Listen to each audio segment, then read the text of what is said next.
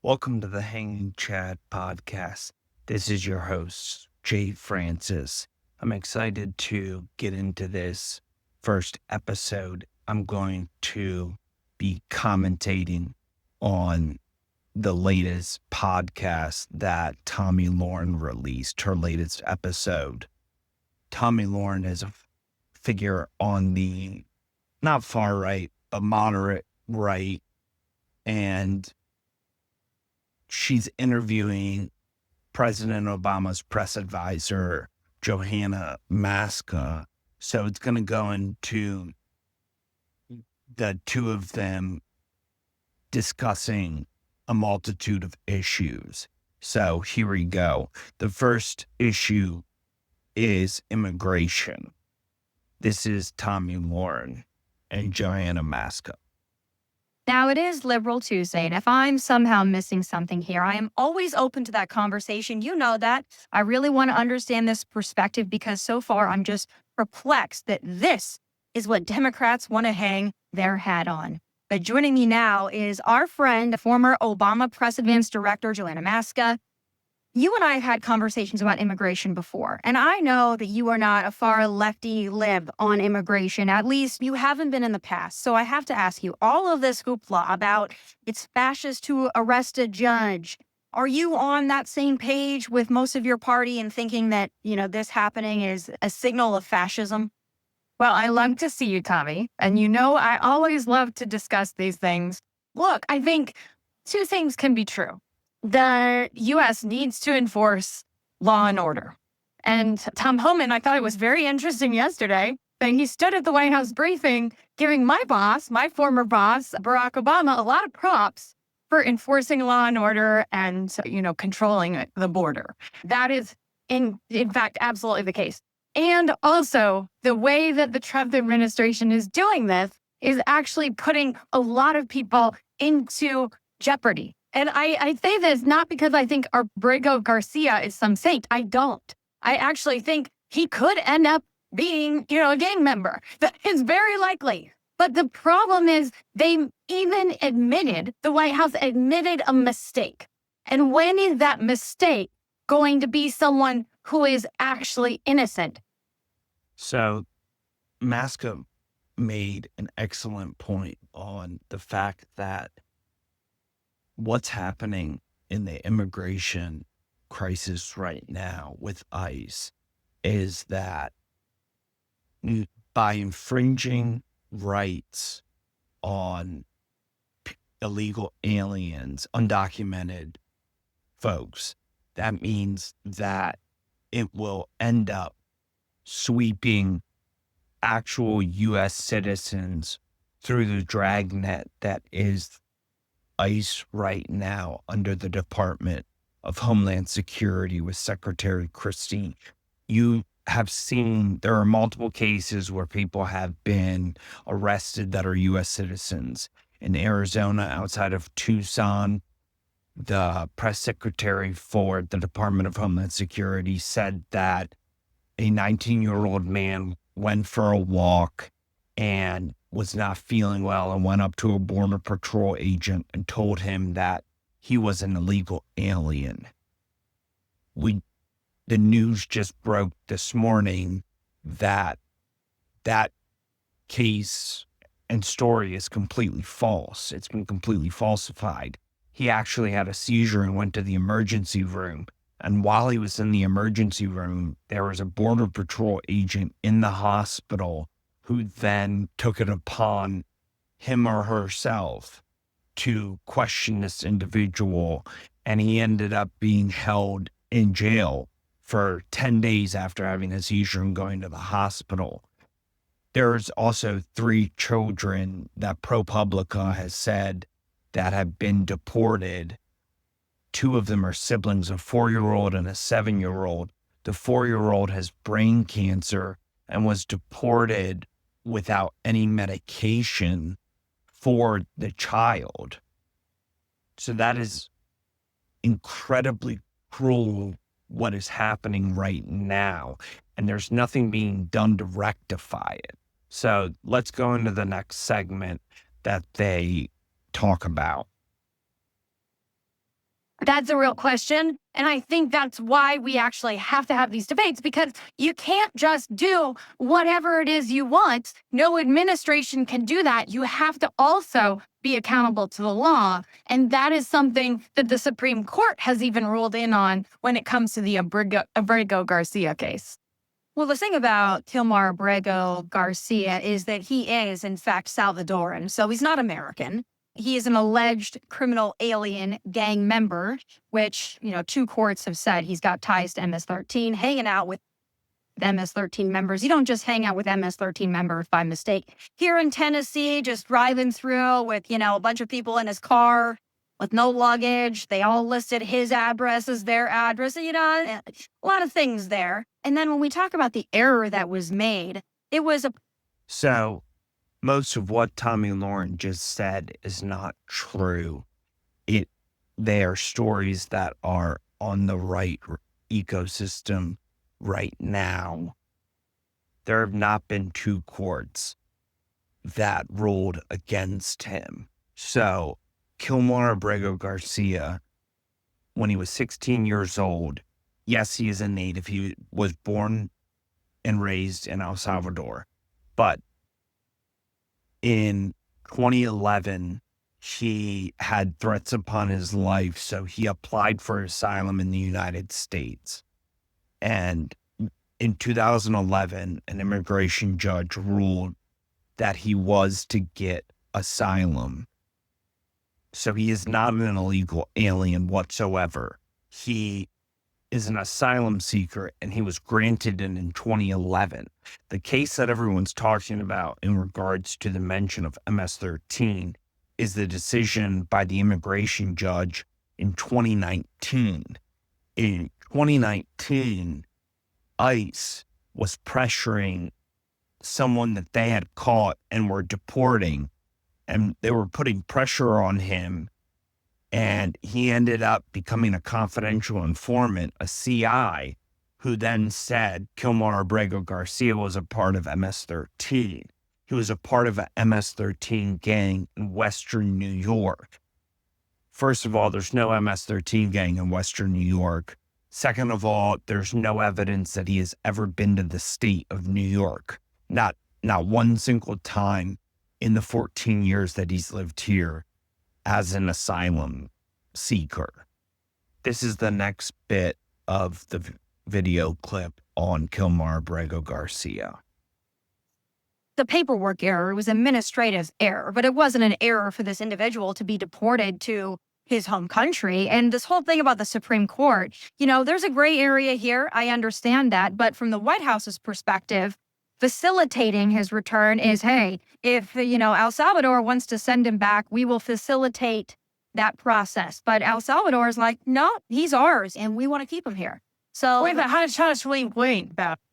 I want to get into the fact that people are saying that it was an administrative error, as in paperwork, for him to be sent to El Salvador. The immigration judge in 2019 signed saying that under no circumstance should his final removal order send him back to El Salvador because of the threats upon his life that he made as an asylum seeker. So the right keeps saying that if he was still here, they would still deport him back to El Salvador. The thing is that if his final removal order says that he's not to go to El Salvador, then you have to abide by the rule of law and send him to a country that is a third party. That is the solution. The right is making it seem like the Democrats are asking for some ludicrous, dramatized solution of him staying in the United States and him being an MS-13 member, a part of the community. That is not what the intention is. The intention would be that since the president has latitude on who is deported, that Kilmar Abrego Garcia is sent to a third party. It wasn't just one person who said in the administration that they made an administrative error. You had the DOJ attorney that was just promoted by Trump because he was a right-leaning attorney. He ended up saying it was an administrative error, and you ended up getting the third highest ranking member, a part of the Department of Justice, saying it was an administrative error. And that's the Solicitor General. Obviously, it goes Attorney General, Deputy Attorney General, and then Solicitor General.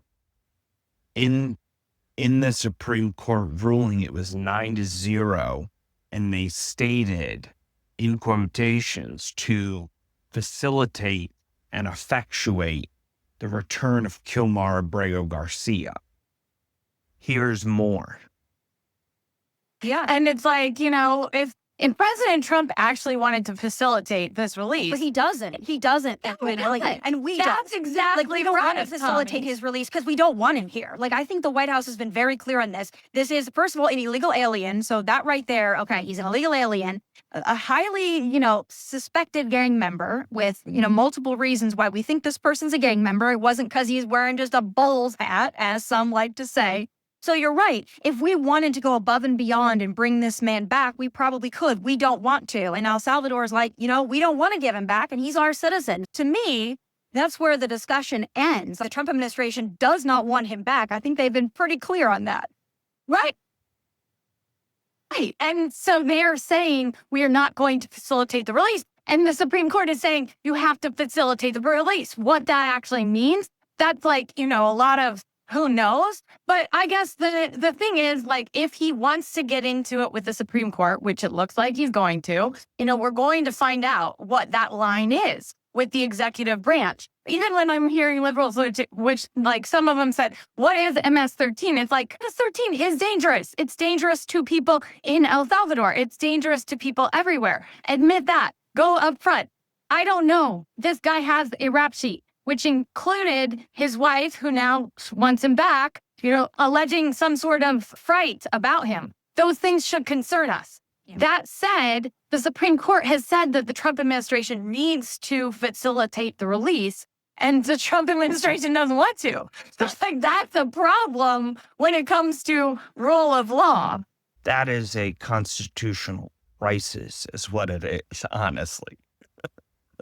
In the Supreme Court's ruling, they wanted to see proof, because the proof is in the pudding, of what actions the administration has taken to get Kilmar Abrego Garcia back.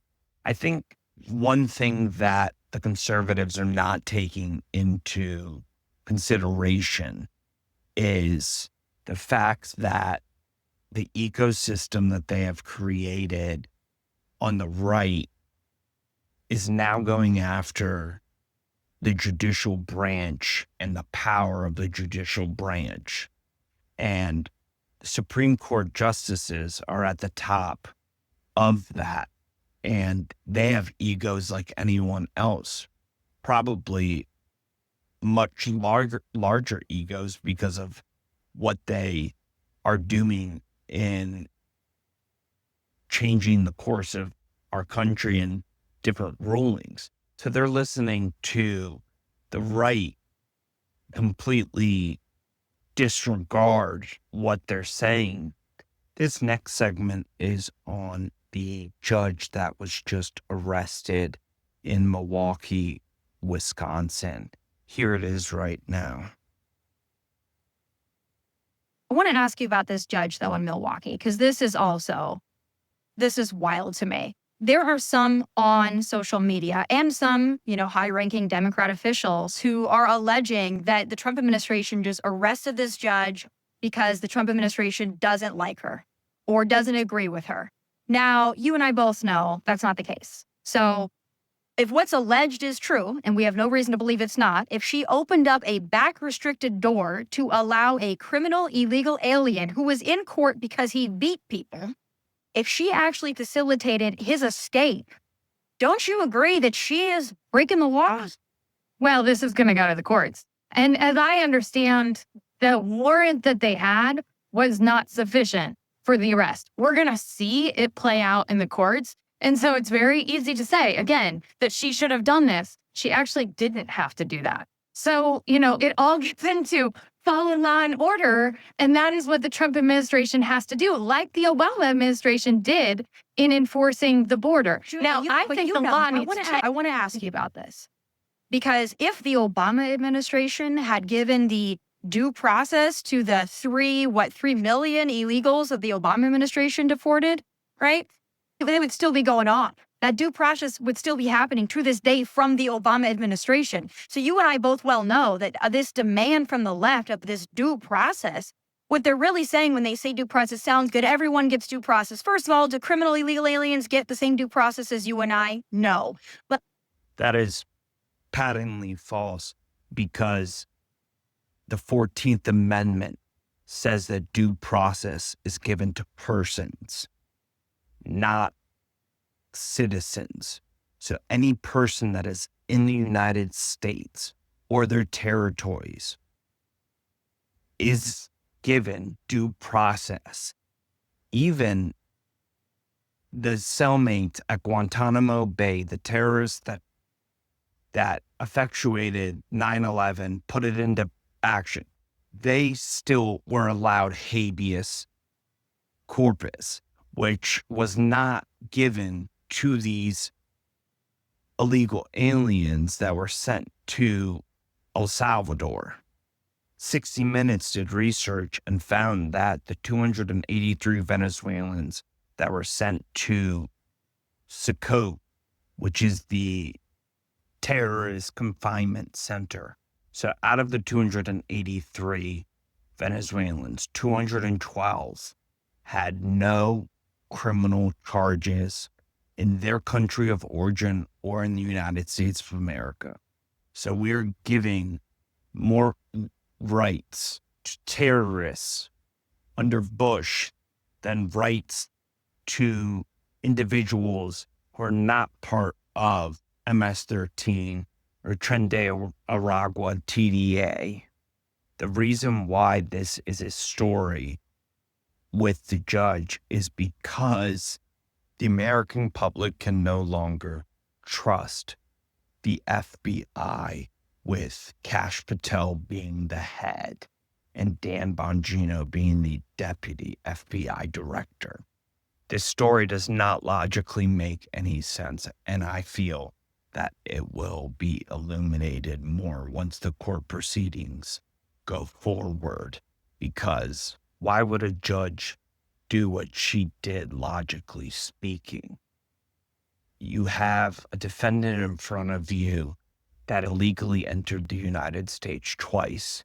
He is indicted on charges of domestic abuse, 3 counts of domestic abuse.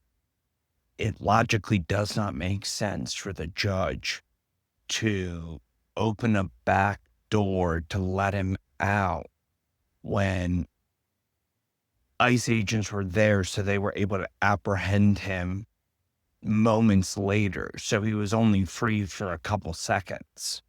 Here's the rest of the clip on the judge in Wisconsin. But you as well as I know that this whole thing about everyone gets their 20 days in court and their appeals and their taxpayer-funded lawyer and was the warrant not sufficient? At what point are Democrats like, listen, some of these people should not be in our country and they need expedited removal? Like, can the Democrats just at least say that? The Democratic Party writ large wants expedited removal. They want comprehensive immigration reform. A perfect example of this was the Langford-Sinema bill in the Senate, which was for comprehensive immigration reform, but it was meeting people in the middle on a whole host of issues, the main one being giving Dreamers citizenship and reinforcing the border along the southern states, as well as giving the immigration system more money to hire more immigration judges because of the backlog. This is the rest of the clip on that. A citizen. And, that obviously that person did not get due process. I think both parties have actually gotten to a point where the executive branch, in the name of national security, have taken different actions that have impeded due process. And that should probably concern us, because if an administration could do that. Do you think we would both be hard pressed to just go out on the street? And I'm not talking about in deep blue areas, and I'm not even talking about deep red areas. I'm talking about just middle America, right? The swing states, and say, hey, do you stay awake at night wondering if criminal illegal aliens accused of being gang members that are in court because they beat people and they try to strangle people, do you care that they didn't get their umpteenth day in court? And I think you'd be hard pressed to find an everyday American that stays awake at night thinking about that. Do you think otherwise? I don't think people are staying awake at night worrying about due process. Undocumented immigrants commit far less crimes than regular Americans. So logically, Americans should not be staying away at night thinking about illegal aliens unless they have had a personal experience with it. That would be my exception for it. And due process is important. I'm going to play Joe Rogan on his podcast a week ago talking about due process. Here he is right here. About due process. The problem with things that are going in a radical direction, and then there's an overcorrection. So the overcorrection is lack of due process. The overcorrection is like round them all up, ship them to jail. Like that's like some things that you say when you're not thinking things through. Like, what do you do about all the criminals? Take them all, fucking send them to El Salvador. Yes. What about due process? No, fuck that. Well, here's the problem with fuck that. What if you are an enemy of, let's not say any current president. Let's pretend we got a new president, totally new guy in 2028. And this is a common practice now of just rounding up gang members with no due process and shipping them to El Salvador. You're a gang member. No, I'm not. Prove it. That's right? dangerous, Joe. That's dangerous. We got to be careful that we don't become monsters while we're fighting monsters. I think due process exists for a reason, and the reason is it is horrific for someone to be accused of something they didn't do, be imprisoned for crimes they didn't commit, and then live in a cell, live in a cage with a bunch of people who did commit shit. Here it is, Benjamin Franklin. It's better 100 guilty persons should escape than one innocent person should suffer. That is wisdom. Yeah. That has survived hundreds of years. It's incredibly accurate, and it is the foundation of freedom. Like, we have to make sure that these people are actually guilty, otherwise we become monsters. When you fight monsters, be careful that you don't become one. It's very important. You can't do that. To support one side of this, you have to deny some basic human values. Either way, to support just rounding people up and assuming they're all gang members. I'm not saying they're doing that, but this is the worst case scenario, right? Yeah. They get a bunch of people in a room, they rope them all in, and one guy's just someone's cousin picking someone up to give them a ride home. That's possible. And now you're back on the one innocent person and now you're right back. And what if that dude is not doing anything wrong and he's got some stupid tattoos, and they decide that this guy's a gang member, and now you're in a prison in El Salvador and you're not even from El Salvador. And now, you were just a hairdresser, or you were a tattoo artist, family man. Maybe you were just given asylum, because a lot of people from Venezuela were given asylum in America. And then you get shipped to El Salvador, where you're not even from El Salvador. So that the fact that exists scares the shit out of me. The United States is the shining city on a hill. That metaphor is extremely applicable because the United States democratic system is a beacon for all democracies in the world, whether it is developed nations or developing nations. So yes, we should give these people time to get an attorney, to have the proceedings, to see whether or not they should be deported based on facts and based on actual rule of law, instead of just a general lawlessness that will be pervasive in the United States. That is the alternative. Americans worry about their economic security, their safety, but it's pretty pivotal in America. And the reason that we're different from the rest of the world is that we do give that due process. To So everybody, to every Tom, Dick, and Harry that comes over here, though, like I think there's a discussion to be had. President Obama took action to drone a terrorist overseas who was a U.S. citizen. So every person in our country is entitled to due process. Now, in regards the law, I actually think that we should give people who have been here since they were children. I think we need to get them in this country. We need to bring them out of the shadows, and we need to give them citizenship. In California, I live with a lot of people who are incredible people who are here by no virtue of their own. They were brought here as children, and they do not have citizenship. Trump certainly likes the appeals process for himself, so I'm not sure you're going to ever have Democrats and Republicans. You're going to have a hard time Get rid of the appeals convincing me that process. an American citizen is the same thing as an illegal alien who broke our laws to come into this country, and they should get a taxpayer-funded lawyer and a hotel room and education for their children and free health care, and they should go to court several times and be able to appeal the fact that they quite obviously came into this country illegally. That, to me, that's the first question. If you came into this country illegally, you admit that I came in here illegally, then what are you going to court to say? Like, I appeal the fact I did indeed commit a crime. I did indeed come here illegally, but I want to be able to stay. But the underlying fact of the matter is you came to this country illegally. I want to play a clip of Tom Holman because I sincerely believe that the right believes that empathy is a weakness, and that is why they do not want to have asylum seekers. We used to be a country that accepted other people that came from places that were destructive to them and their families. That's been eroded because of Trump and what he's doing with the immigration. I want to play a clip of Tom Holman because he shares the same concern I have, that perhaps Democrats are weaponizing this whole due process thing to keep illegals in this country for as long as possible. Let's take a listen to Tom. And the far releasing so many people, you know, the Biden administration released millions of people in the United States. No one ever talks about it. I've talked about it. Why do they release people into the interior United States and put them, rather than put them into an ice bed? Why not put them in an empty ice bed, $127 a night, rather than a hotel room at $500 a night? They did it on purpose, because when you put them in an ice detention bed, they get a hearing in 35 days.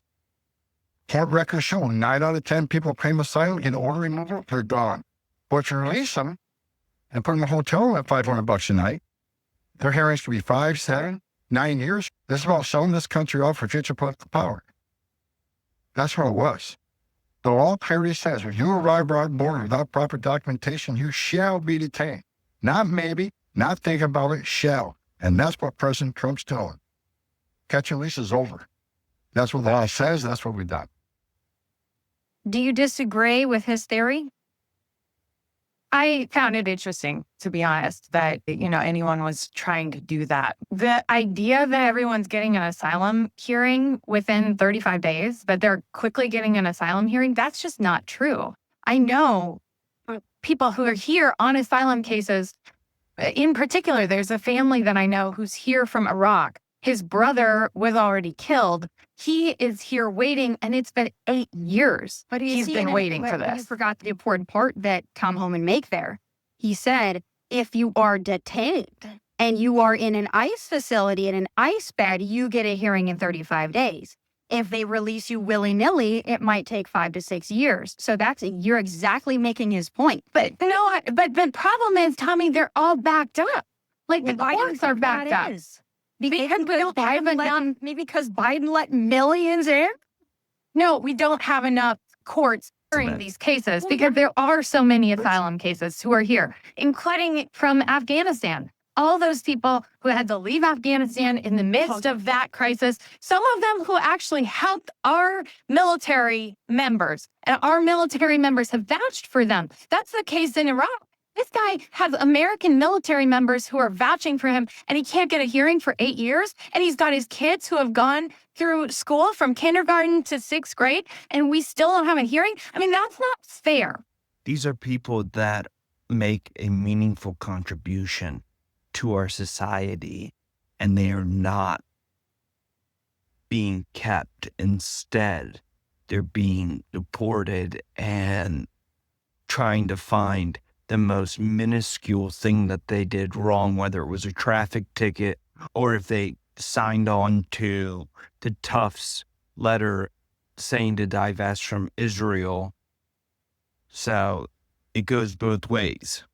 It's fair. But why? So I would say fix the problem. You. Because they're backed up. Because the borders were open. Because we don't have enough judges. This has become a problem because of open borders. This is what frustrates me the most, because there are individuals like the man you're talking about who has a legitimate asylum claim. But you've got millions more that have BS asylum claims who are logging down the system.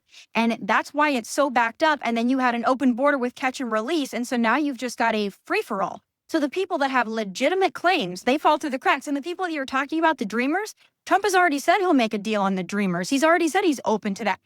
The American citizenry cannot trust Trump's promises on face value when he has lied, manipulated, obfuscated promises that he's made. I mean, the Washington Post, in his first term, he lied a record 30,000 times. History has repeated itself before, similar to what is happening right now in American politics and the immigration system. In the 30s, we were isolationists.